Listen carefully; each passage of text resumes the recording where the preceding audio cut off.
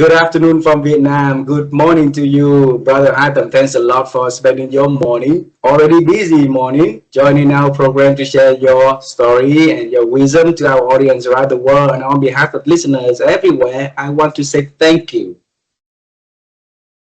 Well, I wish to thank you so much, Brother Ha, because I know that I have been busy for the last couple of months since we met in Vietnam, but now is the time that we are making this opportunity. And I think the delay has served us well because it's towards the end of the year. People are celebrating Christmas and New Year and whatnot. So it's a moment of celebration, I think. And I really would like to thank you so much for approaching me and offering me this opportunity. Thank you so much. Thank you very much. Thank you very much. And as I shared with you, we're going to bring this conversation to celebrate our new year together with everybody. So I will share with you on January 1st. I'll tag you on the post and we bring it this story, your wisdom, so other people can learn, can celebrate the year together. All right? All right. Hey, and you came to our country. You know our people in this country. It's very honor for our audience to have you to share a little bit about who you are and the work you are doing to our audience. Would you please do such honor for us? Okay. My name is Haitham Shaheen, and I am based in Amman, Jordan. I currently hold the position of the regional director at the International Coaching Federation for Middle East, North Africa, and the Asia Pacific region. And I've been doing this job for almost 8+ years. And it's a delight. It's an absolute delight to have the opportunity of, just chatting about this journey with you all through my close friend and brother Ha from Vietnam. Brother Haitham, you have a journey of 30 something years of awesomeness, and you introduced to us in less than 2 minutes, and that's not fair for our audience. Okay, so as I shared with you, we are going to travel time and to help our audience to understand the transformative moment in your life. Okay, so I'll lead the way. How does time travel sound to you?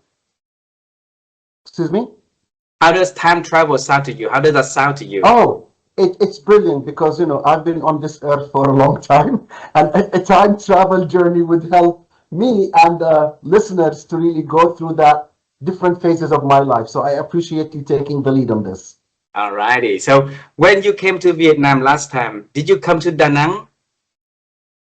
I actually came to Ho Chi Minh City for a business meeting, but Uh-huh. I've never been to Da Nang. I heard a lot about it, but I must say that I did not have the time to go to Da Nang when I came to Vietnam 2 months back. So next time you come, we're gonna go to Da Nang together. That's my hometown. I was born there. Oh, Yeah, I was born there, and Da Nang is in the middle of the country. And during the wars in here, that is where all the bombs happen a lot. Okay, so it's wow. devastated, and I was born in the very poor community, in a poor city, in a poor family. All right. So one night we had electricity. The next night we did not have electricity, so I couldn't Wow. see things at night. My first dream about what I want to do when I grow up is to become an astronaut, so that I can fly to the moon. Then I can see how bright it is up there. And then life has taken me to a different path, doing different things, right? So for my brother Haitham, when you were little, what was your dreams about, the future work that you are going to do? Wow. So I was born in Amman, which is the capital of Jordan. And I was born during a time when the country was at war. So 1967 was the exact year, and it was a year where there is conflict in my region in the Middle East. So I remember, I was told by my late mom that when I was born, my father was not around. My father was in the Air Force at that time, and he was called for duty because he was an Air Force officer, and because of the state of war that the country was in, he was not able to be there next to my mom when she was giving birth to me. So I grew up in a very modest, humble family. I recall my early childhood days. I was living in my grandparents' house. So we did not have a house of our own. It was me, my mom, and my dad. We were living in my grandfather's home along with two uncles of mine who were married. In the Middle East, it was common back in the days where you have the extended families living together in the grandfather house or something of that sort.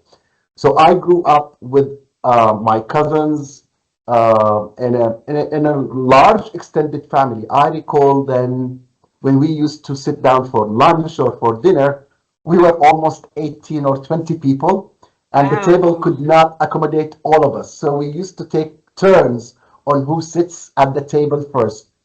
Being youngest in the family, they used to feed us first so that they get done with us and they would have that family time, the grown-ups. So that was my early childhood. My mom was a teacher. She was actually working in a school which was two floors from my grandfather's house. So she did not take so much distance to commute. She just used to go down the stairs for two floors and she goes into her classrooms. Ah, I also recall right now, since we're talking about my childhood, that as I was growing up, we didn't have daycare, we didn't have kindergarten. So it's usually the grandmother or the grandfather or the aunts who would take care of me when my mom was at school and my father was in the Air Force. As I started growing up, becoming more of a 5 or 6 year old, I remember that I used to sneak down from my grandfather's house, go down the stairs, go into the school because everybody knew me. I'm the Arabic teacher's son. My mother's name was Salwa, so they all knew me by here's Salwa's son. And everybody was really nice and kind to me because, I'm connected to the teacher. And I would casually just open the door of any of the classes where my mom was teaching, and I would just sit on the bench. Nobody oh, minded it. It was a government school. It was a public school, so there were no strict regulations at that time. And this is back in the early 70s. And I used to sit and watch my mom teach Arabic language for the students. ah, And probably it's because I had this access to being in classrooms. I was actually admitted in the first grade at a very early age. The legal age to be in the first grade in Jordan was about 6 years. I ah, was admitted in the first grade at the age of 5, so a year earlier than usual, and maybe because I was tuned to classes and to learning, English or Arabic. So when my mom took me to the school for my first grade, they made me some sort of an entry exam similar to what we have right now, ah, and they asked me basic questions. I cannot remember what they asked me because I was 5 years at that time. But I recall collectively that I was admitted immediately because they thought that I had more knowledge than a 5-year-old that would allow me to enter the sixth grade and continue my studies. So these were my early childhood days, and thinking about it right now, it was amazing. So that was early 1971 and 72. These were my early childhood days ah, uh, when we were living at my grandparents' house. But then I think by the time my brother was born, we became a big family, rather a big family, and we moved to the Air Force base or the Air ah, Force headquarters at that time, where we had the first house of our own. So it was the first time that we are together as a family, independent of my, grandfather, grandmother, and uncles and aunts and all that. That was probably early 70s. And that was the time when I had to change school because we changed the neighborhood. So I went to a different school than the school which I started my studies in. That mm. was my early days of childhood, I remember, until the year 1972, 73. and and and how often how things go after that? When you Well, first growing your dreams about the future works that you are going to do, going to the school early, right? yes, Inspired by your mother's teaching and your father in the Air Force. Then how does that lead into your next journey, your early journey in your career life, though? I remember that when we moved to the Air Force headquarters, Huh. uh, I think it was the first time that I'm exposed to having friends, real friends, because there were so many families living in the Air Force at headquarters at that time. And I remember now, my God, like you're taking me way back in time. I don't remember when was the last time I even thought about those times. But thank you so much for the opportunity. So Thank I'm you. trying to break it down in phases now, just to be chronologically Uh-huh. adequate. So I remember it was only in the Air Force when I started riding the bicycle for the first time because we had better streets, better neighborhoods. It was more of a campus sort of thing Mm. because we had a gate in the front. Not so many people would go in. Only the people who lived inside the Air Force headquarters would come in. So it was a very close community, but they were all Air Force officers, and we would go. I started learning riding the bike for the first time. It was my father, may he Uh-huh. rest in peace, that has taught me how to. It was a tricycle at the beginning, but then we went into a bicycle, and I used to enjoy riding the bicycle in the Air Force camp a lot because it was actually built by the British when they were in Jordan, and they brought the British houses style into the headquarters, meaning Mm. that we had tilted roofs, we had fireplace in every house because that was the tradition in England, and we did not use the fireplaces a lot, but it was there with the mantelpiece and everything.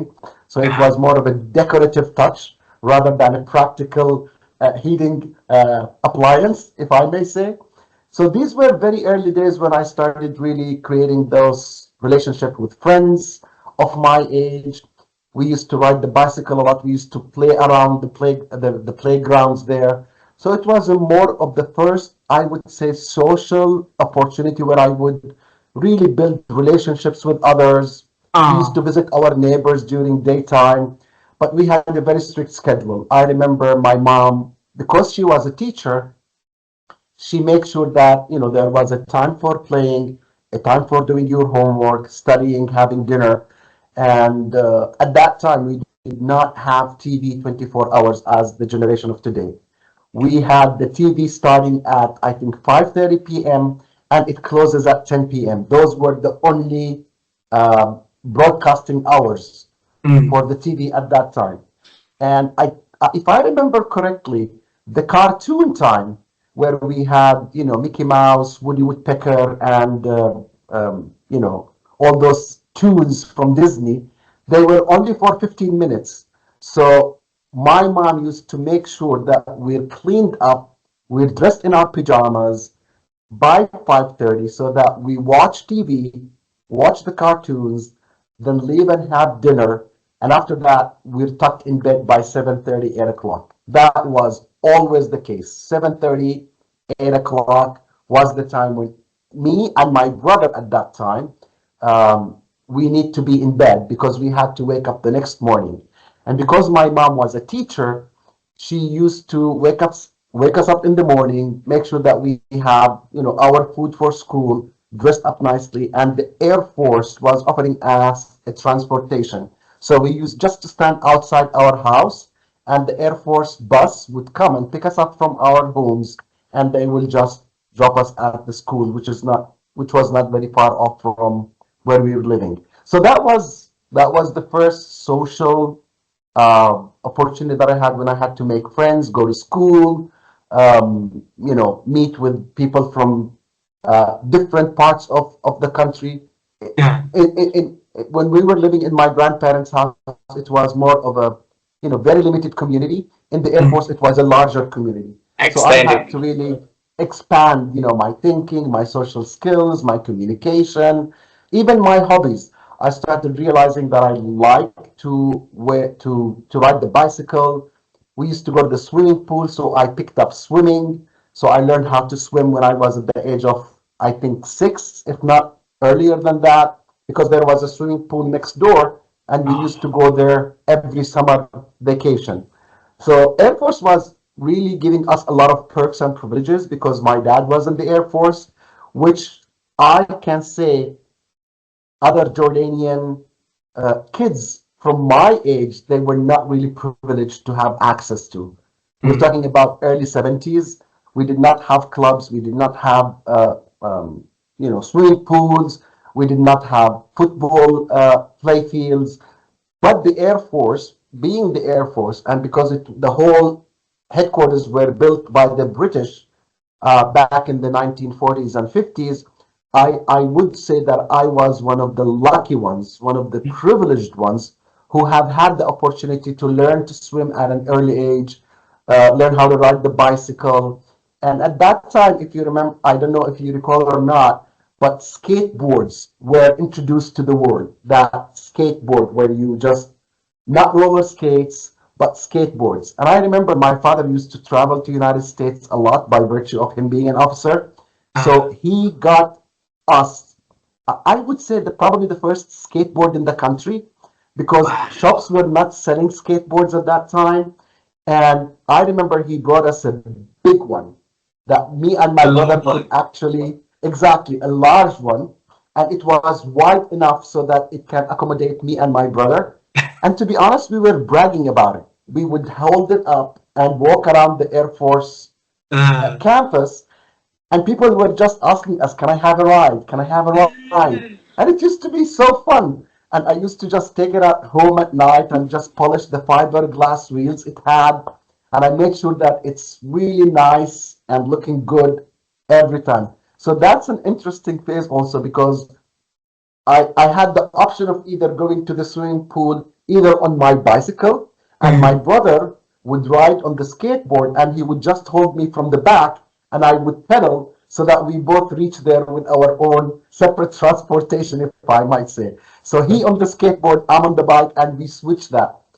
And these were really nice moments where I bonded with my brother because we used to hang out like almost every day, along with other friends, of course, from Air Force headquarters.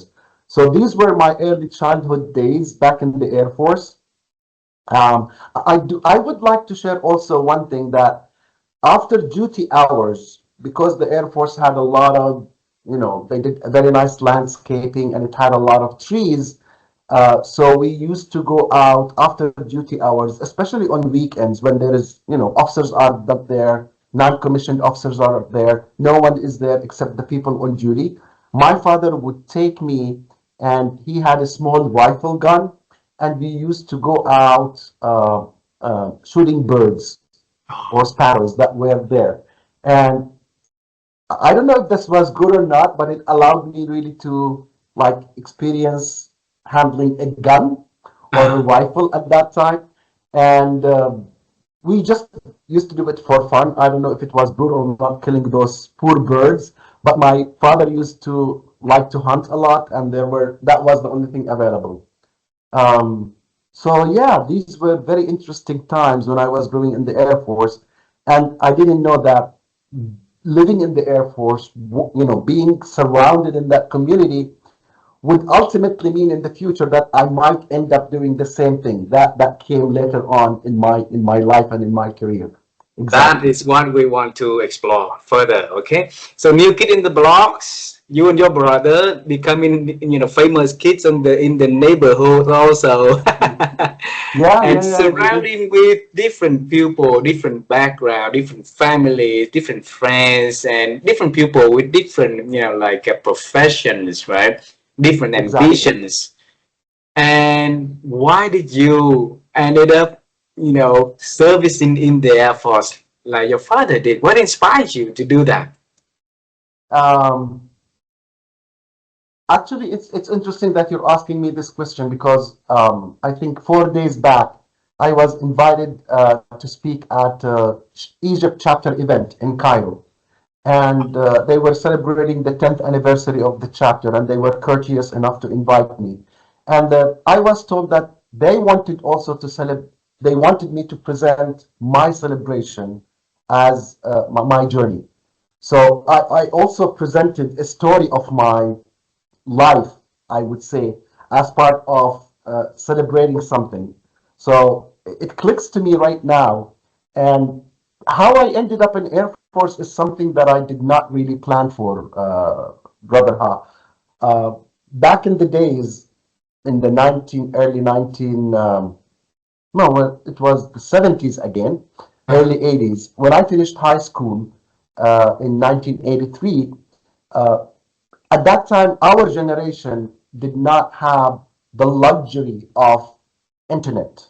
We did not have the luxury of social media so that we could expand our horizons on what is out there, what is trending, what the market needs are. I was 16 years old, 16 and a half, when I finished my high school. I did not get a very high grade, I must admit. I got a 77% grade point average, which was okay. It was not bad, but it was not really outstanding. My parents were hoping that I would get something around the 90s, like 91%, 92%, but I just failed them. That was the best that I can do at that time. So I did not have any particular appetite for a particular profession, to be honest. I was 16 and a half years old. As I have said earlier, I was focused on riding the bicycle, skateboarding, swimming, being athletic, being social. Little did I know that after high school, you need to decide what is your next career move. Uh, I, at least, I don't know about my entire generation. I cannot speak on their behalf. But personally, I did not really know what I wanted to do in my life. I did not have that awareness of what comes next. I don't know if that was a bliss or a curse at that time, because what happened next was my father sitting with me and he was telling me, now you have finished an important phase of your life, which is school. Now you're heading for your career path. What do you want to study and what are you thinking of? I didn't know actually. So he came up with the idea. He said, you have lived around in the Air Force. You know what the Air Force looks like. You've been with me in certain activities in the Air Force. You've witnessed some graduation parades where my father was invited to attend. So I kind of know what the Air Force looks like, how it is like being in the Air Force environment. So he said the Air Force he said that I can probably enroll you in an Air Force where you could study and become an engineer. And then after you finish your engineering, you will become a commissioned officer and serve in the Air Force. I thought about it, and because I didn't have any other option actually, and in my culture, you back in the days, it's not like today, you really respect what your parents tell you. It's not that you don't have an opinion, it's just that they matter a lot in terms of what they tell you to do, and there is very less room of, I would say argument or discussion. So I just went along with what my father has planned for me, maybe, or what he might have thought that that would be the best future for me. So I did not push back. I did not ask a lot of questions. I trusted my father. I trusted my mother that they would find the best thing for me. And that's how I ended up being enrolled in the Air Force. That was back in the year 1984. I remember clearly, it was during the month of October when I just said goodbye to my civilian life and I became a cadet. And that was really a pivotal point, in my career, because serving in the military means you have to abandon all elements of being civil. The way you dress, the way you talk, the way you talk, the way you communicate. It's all different in the military life. And not only that, when I was recruited as a cadet, I was under the impression that I would go and pursue my a bachelor degree in aeronautical engineering somewhere in the United States or in the United Kingdom, Ah, because those were the two main countries where the Air Force would send their cadets to become aeronautical engineers. However, when I was enrolled back in '84, the policy has changed, and instead of going to the United States or the United Kingdom, as I was hoping to, because this was actually a perk, this was one of the reasons that I said yes to joining the Air Force. I mm, wanted to experience living in the States. I wanted to experience living in United Kingdom because my English was really good at that time because I spent almost a year in the United States back in the year 1976 and 77 when my father was doing a course in the United States. So he took us with him, and I did actually my fifth grade in America at that time. And because I lived in America for a year, when I was at the age of 9, when I became 19, I still remembered how fun it was to, be in the United States and meet people from America at that time. So I thought, wow, I mean, joining Air Force and studying in the United States, it's like living my 9-year-old dream again, but being ah, mature and more aware of what my career and life would look like. So that's why one of the reasons I said yes. To be honest, I was tempted by the idea to study in the United States or UK at that time. So I said, yeah, why not? Travel, see more people, get introduced to different communities again. I think I had it in me since I was a child. It was somehow my destiny, I would say. ah. But then fate had a different plan for me. And what did that mean? That meant that I did not end up going to either United States or to the United Kingdom.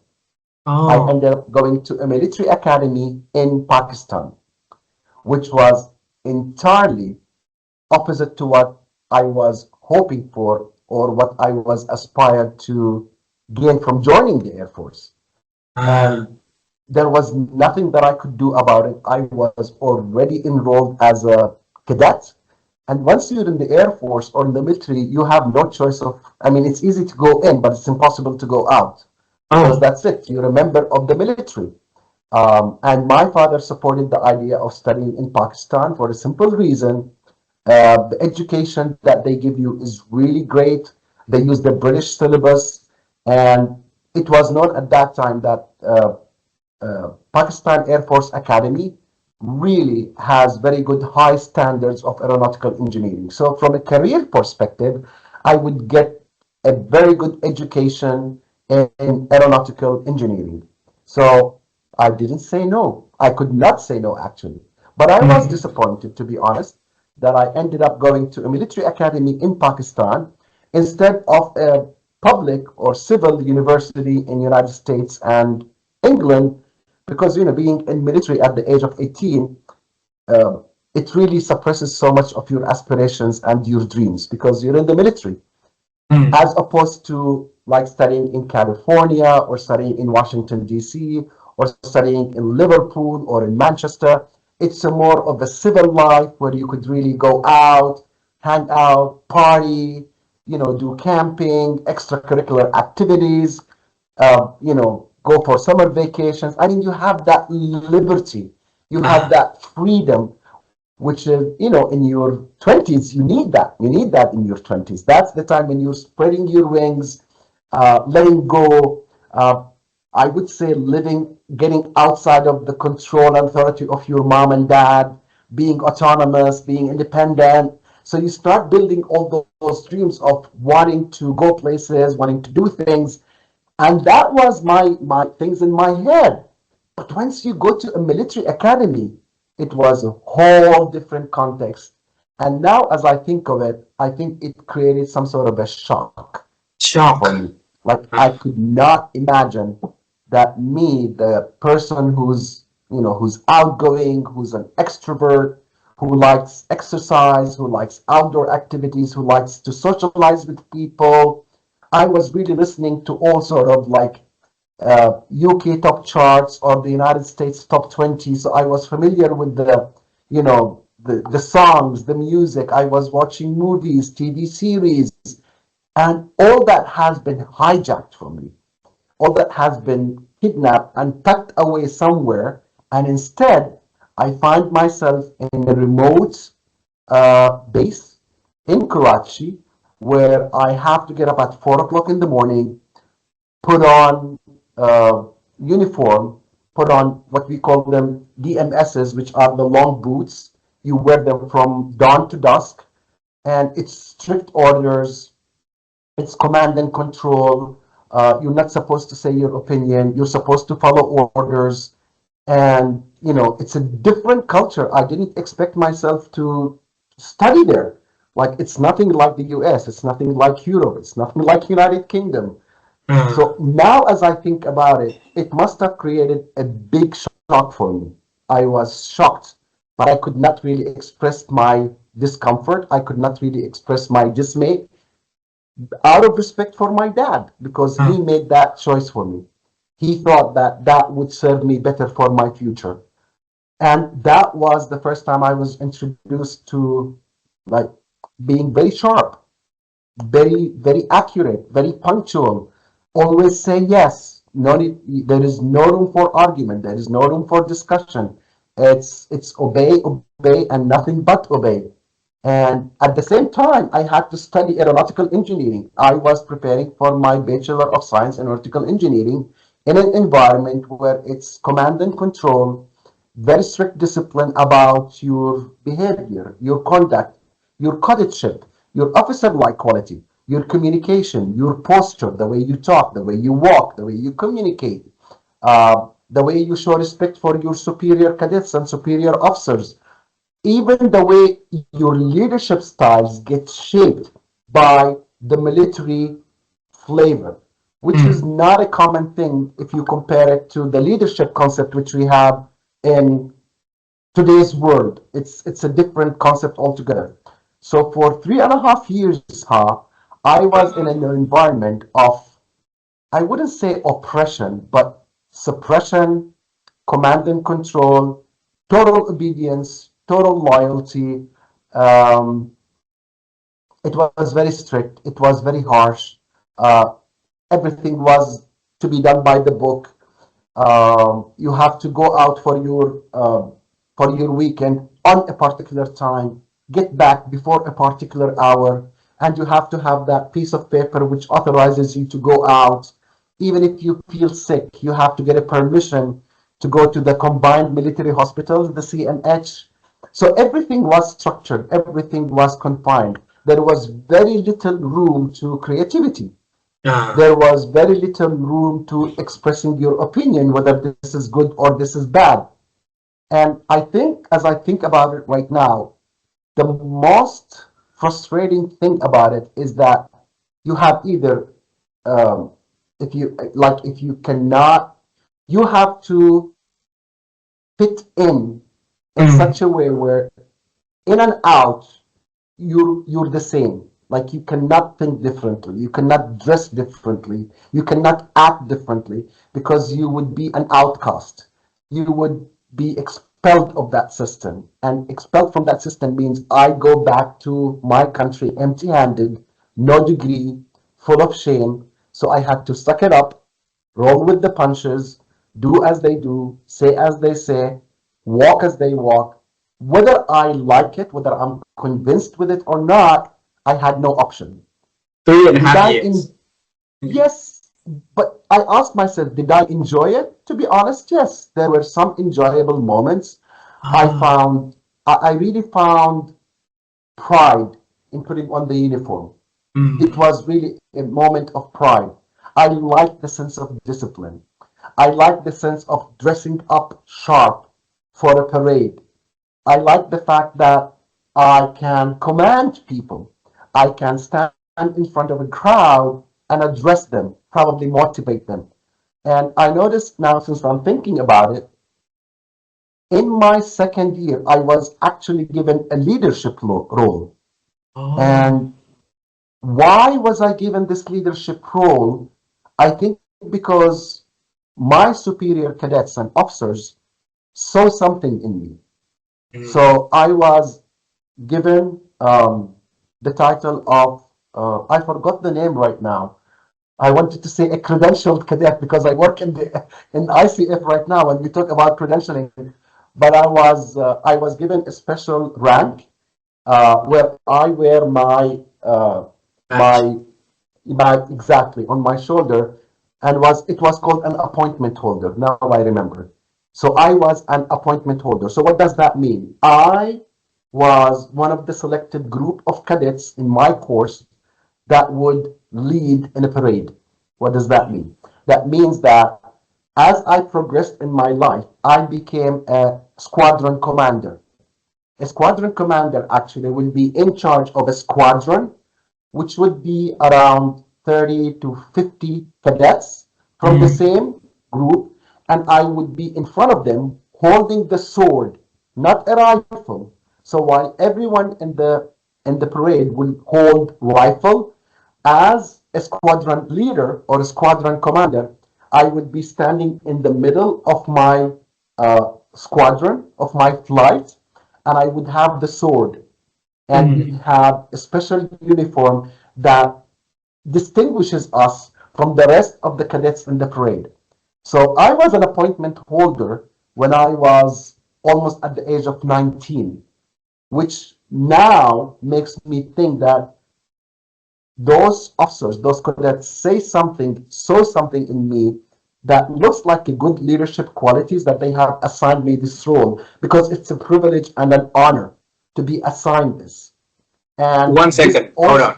yeah, Brother Haitham, you were not happy when you put in there. From the extrovert person with ambitions of going to the UK or the US, now put into a nowhere base in Pakistan, and you're not happy at all. How could you thrive in that not happiness, right? In the land of no happiness, and still demonstrate your leadership traits so that your leaders being able to see that inside of you and give you that, potential of leadership roles? that's a very interesting question. Very interesting question. I would like to admit over here, Brother Ha, that when I started my studies in Pakistan and I faced that, you know, cultural shock, um, I did not do good in my studies. I did not score good grades. So I think to express my discomfort, I lost interest in studies. But I felt so much interest in command. What does that mean?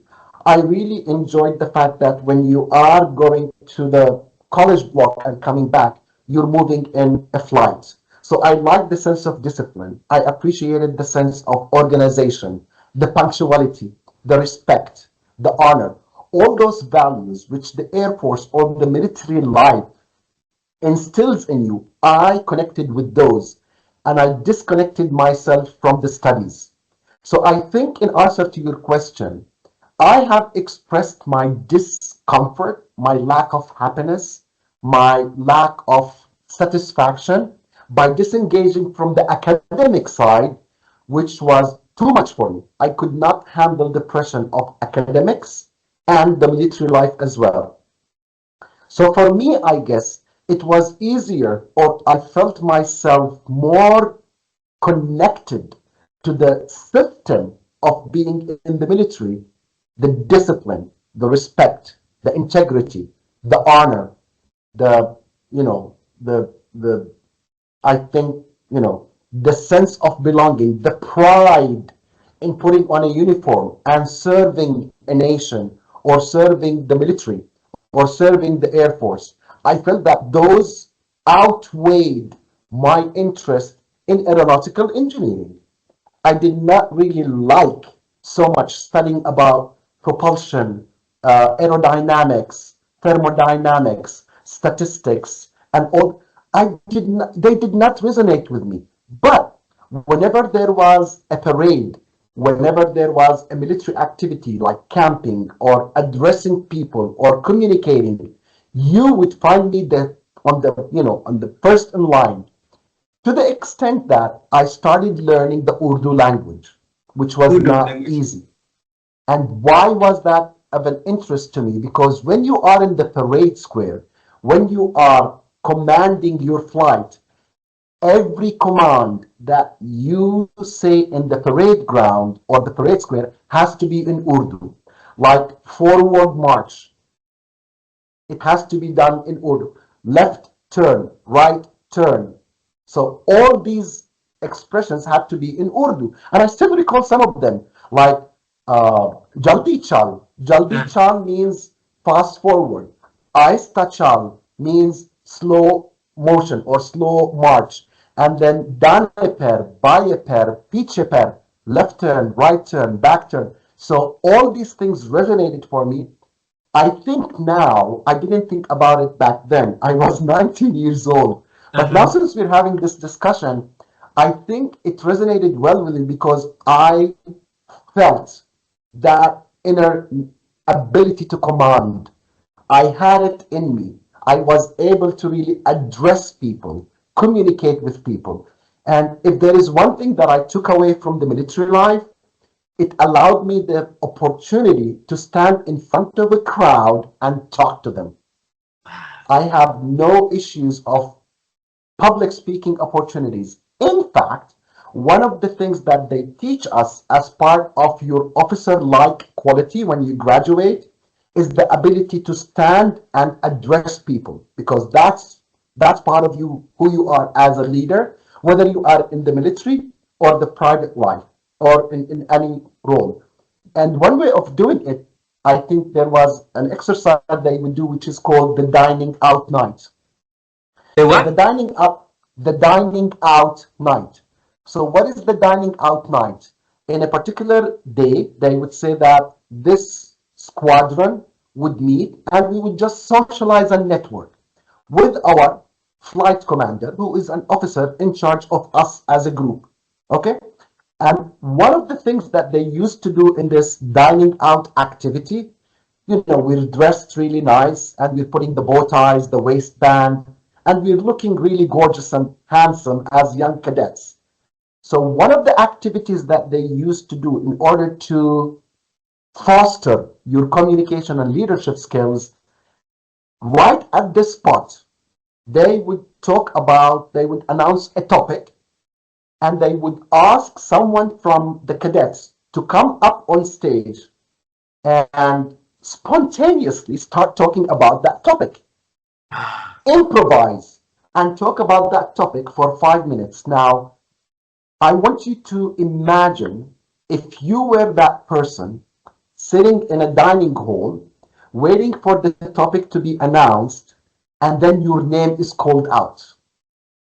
Unprepared, no text, no script, and then the squadron leader, the officer in charge of you, will be assessing your performance, how you stand up on the rostrum or the podium, how you communicate, with no prior knowledge on context about the topic.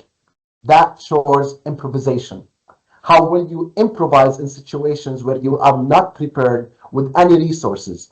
So that is the part, Brother Ha, that I really appreciated about my military journey in Pakistan Military Academy, in the Pakistan Air Force Academy, where I finished my Bachelor of Engineering. So Mm.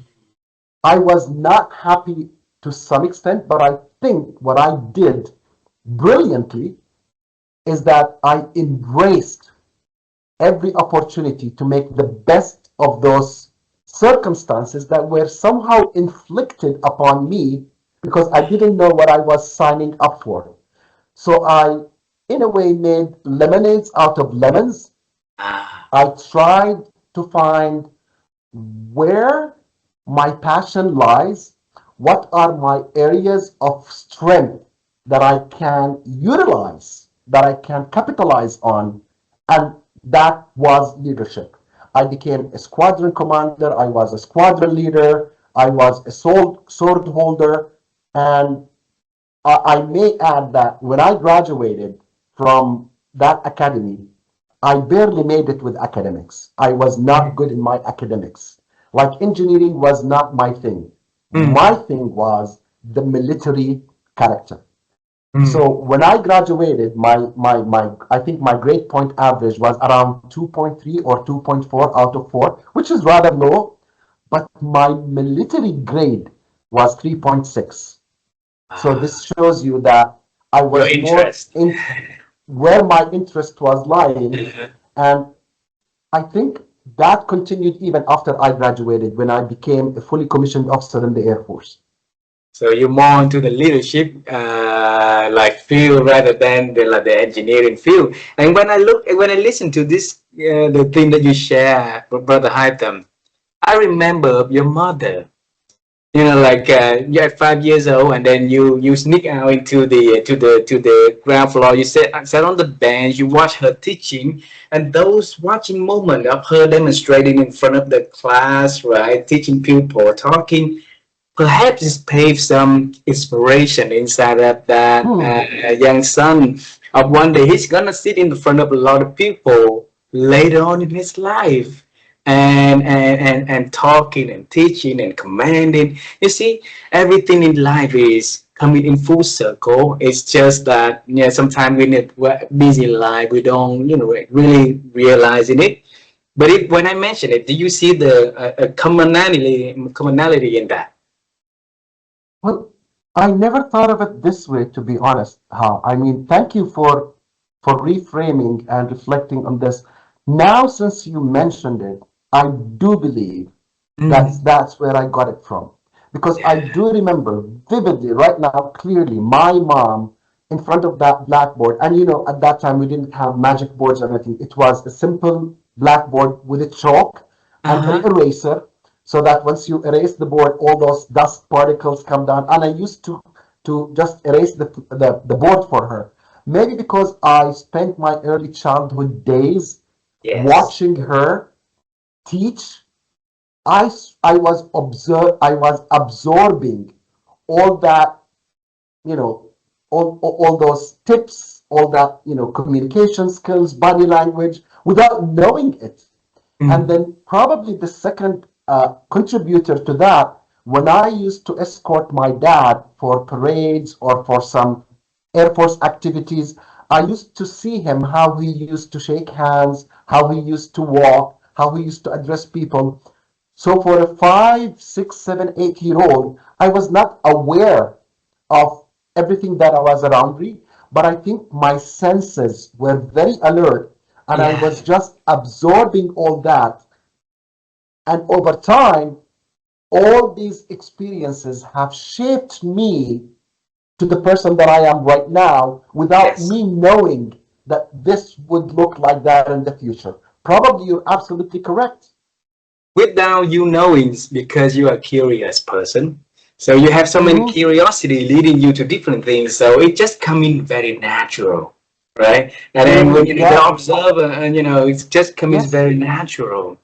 And from the engineer, moving out and be in the industry for aviation for like 30 years, right? And then you move to the Yes. space for commercial, for leadership space at the ICF, and getting out of the aviation, the Air Force after a very long period of time. How did you feel leaving a space that you've been like, making your name, making your legacy there, onto somewhere else that making a new legacy for you?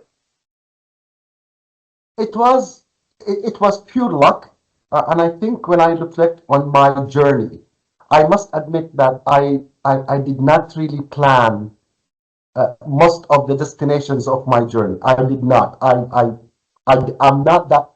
I hear people say that they always lay down a plan for their career and they just do it. I am not that sort of person. So after working in the aviation for 29, 30 years, 9 years were in a private sector where I was exposed to a different, uh, you know, flavor of aviation. I realized that, I'm done with aviation. I've done it for 30 years, 29 years. I worked in different fields of aviation, being commercial, quality assurance, project management, probably a little bit of logistics, quality control, quality assurance, control, heavy maintenance. So I said, like, what is next? Like, I cannot see myself progressing further. And it so happened in my last job before the ICF, I was really suffering from toxic work environment, regardless of what contributed to that. But the last 2 years in my aviation journey were not really pleasant. I think they were the worst ever in my career. They were even worse than the military life that I had in my Air Force Academy. And I stayed there because I don't know, I just didn't have an option. I did not think of an option. It was Mm. only when I took the coaching course in 2016 and I was exposed to the wonderful, impactful power of coaching. Because at that time, I I really embraced everything that course has taught me about coaching, active listening, powerful questioning, the coaching presence, the coaching mindset. And in fact, every single time I was in a coaching conversation with one of my cohort students or with our instructor, I talked about myself. I really availed that opportunity to bring in a topic that was not sitting well with me. And that topic was my career, my life. So by the time I finished my coaching course, I became a member of the International Coaching Federation, and I Wow. realized with all my heart that the job that I had was not for me. The same feeling that I had after serving 20 years in Air Force, I realized Air Force is not my cup of tea anymore. That's it, I'm done with it. So I had the same feeling, same notions, same ideas came into my head. And that was the time when in early 2017, I submitted my resignation from my previous job and I said, I'm looking for another job. Mm. And I stayed from January 2017 until August 2017, searching, exploring what is out there for me, what opportunities are on the horizon. Mm. I was applying for different jobs. I was looking for jobs in aviation actually, because that's where my entire expertise in. But at the same time, I was volunteering for the Jordan chapter, which was 1 year old, and I found so much joy and fulfillment in volunteering. I Wow. also started doing some coaching sessions for my inner circles, the people that I know, in hope of getting my ACC credential because I didn't have a job, so I might as well do something useful with my time. But it was during that time, when I spent it really reflecting a lot on. I really connected with my creator. By faith, I'm a Muslim, so I Mm. spent most of my time, you know, talking to God, praying, meditating at night. Um, like anyone of faith, that you reflect, you talk to your creator, you try to get some answers to questions that you have. And it was my destiny that I learned of an opportunity in the International Coaching Federation. Wow. And when it was presented to me, I said, what? Me working in ICM? No, I'm just a member. And the person who presented me this opportunity said, look, I know you for almost a year now. I know about your journey. You have what it takes. Just apply. Just apply like any other opportunity that you have applied for. And I said, why not? Like that was the Wow. first time that I looked back and I said, it's worth giving a shot. Like I'm applying for a dozen jobs. Why not this one? And believe you me, that was the job that I was interviewed for. That was the job that I was hired for. And I am so blessed, to be honest, to be given a second chance in life where I worked for 19, 20 years proudly, happily in a military environment. And then I worked for 9 or 10 years in a uh, uh, corporate environment. And now I'm working for a non-for-profit. So I think I'm fortunate in a way that in one lifetime, I have been blessed and fortunate to work in three different work environments. Yeah. I know that there are so many people that are like me, but we're not a lot around the world. To have the opportunity to work in a government military environment, then for a profit, and then for non-for-profit. So I'm lucky. I'm lucky and I'm blessed and I'm really fortunate. So those days and nights that you have conversation with your creator, your God, right? And one day he show you the opportunity, it appears to you for you to respond. And if I look at, my wife and I, we are writing a book about newness, and I'll share with you a little bit about that. When we interview 1,200 experts in 7 continents, 100 countries, right? And all of them, the secret behind all of their success and newness. They're very open to newness, and when opportunity open, even they have doubt, they open to that opportunity. When you think that you're not ready, but someone came and say, "Hey, you are overqualified for that. Why not give it a try?" And you gave it a try. That's newness, right? And from that newness, it's open doors for you to a new territory, to new field, meeting new people, doing amazing thing that you never thought that you would do it in your lifetime if you keep going in the aviation space, right? And we had for 8.5 years in the ICF. You travel in the region, you meet a lot of amazing leaders. How do you feel about that 8.5 years of awesomeness? Mm, it's I was actually talking about this journey with fellows in Egypt, as I told you, where I was 3 days back. I never thought when I joined ICF, I didn't know what to expect, to be honest. I read the job description. I said, you know what? I think I can do 60% of it, and I would learn how to do the remaining 40%. That was my initial gut feeling. And I would like to echo what you have said, since you have mentioned it. I don't think there has ever been an opportunity that was presented to me and I said no to it. Even when that opportunity was joining the Air Force into something that I was not 100% happy with, I did not say no. But now I think what you said about openness and newness is what characterized, might have been one element of success that I had. I don't say no to opportunities. The worst thing that can happen is that I will not succeed with it. Then I would know that I have done my best, but that thing is not my cup of tea. So there's a takeaway and there's a lesson for it. For the past 8 years in ICF, I have experienced growth in so many ways. I thought that when I joined ICF, I was 50 years old at that time. Like, what can you learn at 50? Like, I've done it all. I've learned it all. I've known it all. And that was a lot of ignorance on my side. And that's when I realized that, you know what? There is never a time when you stop learning. That was my learning. There is never a time when you stop learning.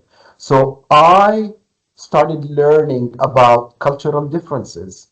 I started learning about cultural nuances. I had to really make those mind shifts where if I'm working or if I'm working with a group of volunteers or stakeholders in the Middle East, it takes a little bit of a mind shift to do the same work if I'm doing the same job with volunteers from Asia Pacific or from Europe or from Africa or from United States. Yes, we all share the same common and goal, but the way you work, the way you communicate, the way you present your ideas has to be tweaked in a way that it is compatible, it is aligned with those cultural. I never say there are cultural barriers. I would say there are cultural nuances, cultural differences that we need to be conscious of, that we need to be aware of in order for us to succeed and create those alliances with different stakeholders around the world. Mm. And then I started exploring about my leadership. When I joined ICF, I was not managing a team per se. I was a team player. I was not a team leader. Then, as I progressed in my career, in my job with ICF, I was given additional responsibilities and duties as part of my growth and success, alhamdulillah. And then I became in charge of managing a group of staff. And that allowed me an opportunity also to explore my blind spots, my biases, my weaknesses. And that was the opportunity also for me to start working with a leadership coach where they took me through a journey of further self exploration, awareness, creating that coaching mindset sometimes, creating that curiosity in everything that we do. To be honest, the word curiosity, openness, embracing, exploration, it was not in my dictionary.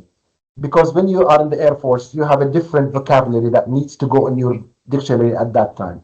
But Ah, as you change roles in life, as you change brings positions, as back. you Yeah. exactly, as you embark new opportunities, I mean, you need to adapt, you need to change, you need to use different vocabularies, different expressions, different mindsets, different approaches, and for that you have to be agile, you have Yeah. to be resilient, you have to be adaptive, and all these things are marvelous. Like once you become aware of them, they are so rewarding in the job that you do because I mean, they create, they shape the new you that is ready to really execute your role and mission in life, to define your purpose, sort of thing.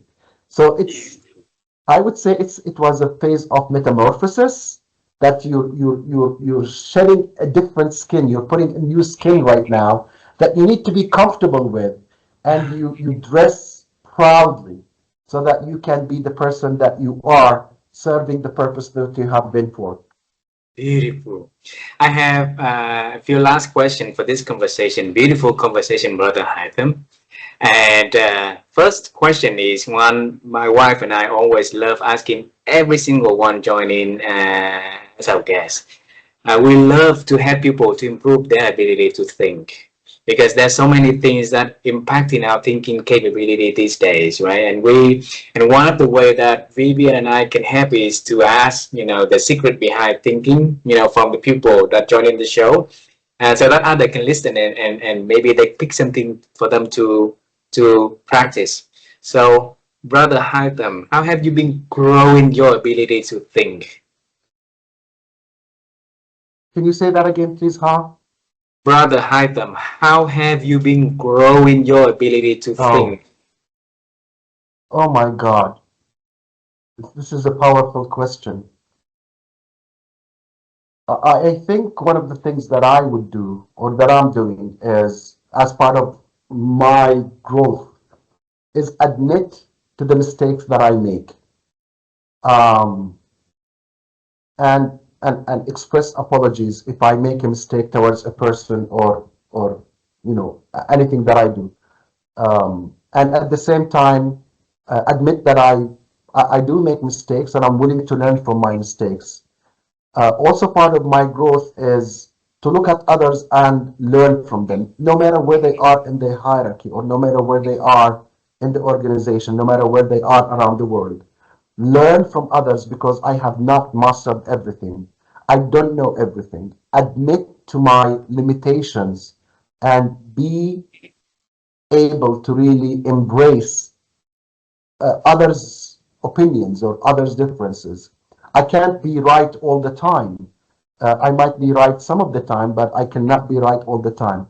I Mm. think also developing my growth is working with a coach that has been really helpful, so that I would really find my true self. I started realizing that some of the things that I have done in the past in my previous career may not have been the best thing that I would have done, but I give myself the permission to make mistakes because I know genuinely that everything that I did it with the best of knowledge and capacity that I had at that time.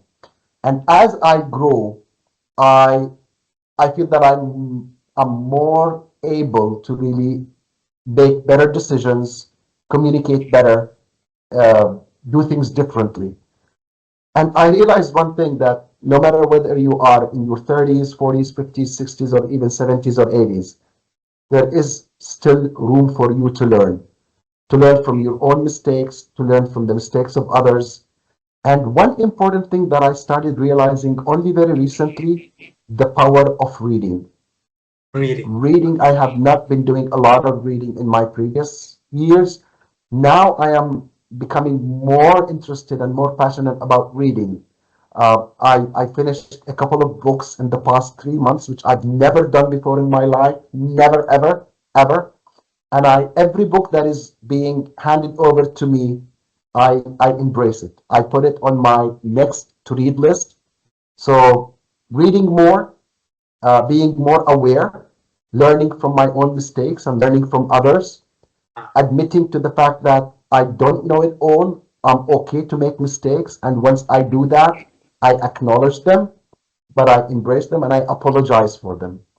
And these are my only, not only, these are some of the few things that I do as part of my continuous growth journey that I have, and whether it's for my job or for my personal life, even. There are people around me, like my wife, my kids, my brother, my sister, my nieces, my cousins, my aunts, the people Mm. around me. Uh, I may, you know, I may not be 100% correct in dealing with them, so I apologize. I try to explain myself, and I started exploring the importance of being curious about things, always being curious about things, not to assume things, not to judge, but just curious, like, is that what you meant? Can you tell me more about it? It is really a powerful thing to ask. It is really a powerful thing to practice, because it really invites people to really share more, and so that you build a proper expectation and understanding of others. Wow. So beautiful. I want to bring you, I first thought of bringing you to the moment that you sit in the bench watching your mother to teaching, but I want to bring you to a different moment. I want to bring you to one of the dinner when you still living at your grandfather's house. And 18, 19 people back then, right? So you and me today, we're gonna travel time. We wanna walk into one of that dinner with a lot of people. You wanna introduce to everybody that you are the Haitham from the future, and you're gonna share your life journey and with wisdom, with a lot of travel, meeting so many different people in the world. Anything that you wanna share to that 18, 19 people and that dining table. What are you going to tell? Wow. Well, most of the people that were sitting on that table are not here with us anymore. So may they all rest in peace. But if I were to tell them, I would say that I'm really proud of my roots, my origin, my background. And I do believe that every interaction that I had with each one of them or around them has really created the person who I am today. Like, and there is also something that I would like to tell them is, um, like, they may not realize what they have contributed to my existence today, but it's the things that they have said or the things that they have done when they were on with us on in this life, that has really created those nice memories that sometimes I reflect upon. My grandfather, my grandmother. Um, I yes, I did put some effort to be the person I am right now, but I cannot really deny the fact that every person that I have come across have really touched me in certain ways. Even those people who were not really good and kind to me, I think they have done me a good deed, because I learned also from those experiences as well. So I would tell them that I'm really proud to be part of that family. I'm really proud to be Haitham Shaheen, the person I am, with all my imperfections, with all my flaws, but also with all the good things that I have inside me, with all the good things that I have for people who really respect me and admire me. And I do hope to always be the best version of myself, knowing that is impossible because perfectionism is a myth for me. But you could always do your best. And I think that's what we are asked for. You cannot tell somebody to do something that is beyond their capacity and their ability. Brother Haitham. And I'm thankful that you are now part of our family, our brothers, right? So I'm thankful that you spend in your morning joining our program. And I hope that I deliver my promise to you that you're going to have a good time together in this conversation. And I learned a lot from this conversation. I learned a lot from the struggle that you've been having and how you're overcoming the struggle and the resilience to deal with all the challenge that put into your life so that, you have faith in that journey and that journey leading to continue of growth and helping others to grow along the way. That's beautiful. So, uh, I look forward to our meeting in person again. And this next time, we're gonna go to my hometown. I show you where I grew up, and if I go to your, to your region, I'll let you Please. know in advance, and then we're gonna meet and have tea together, coffee together, my brother. Okay?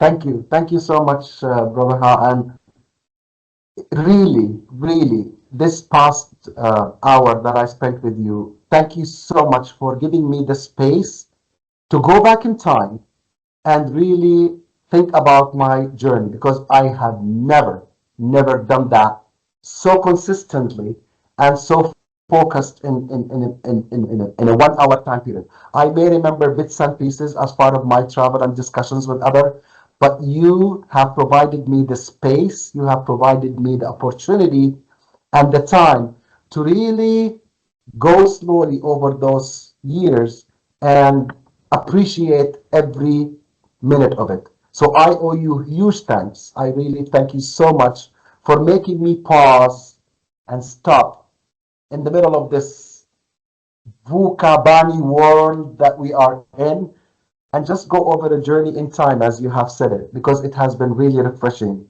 for me. And I thank you so much. I'm thankful for the fate, the stars that has brought us together so that we have this lovely conversation. Thank you. Thank you very much, my brother. Have a beautiful holiday season, and I look forward to our chance to meet in person. Say hello to Same your here. family for us, please. Thank you. Thank you so much for all the work that you and your lovely wife, Vivian, your lovely wife is doing. My regards to her as well. Thank you so much. Thank you. Thank you. Bye bye. Bye bye.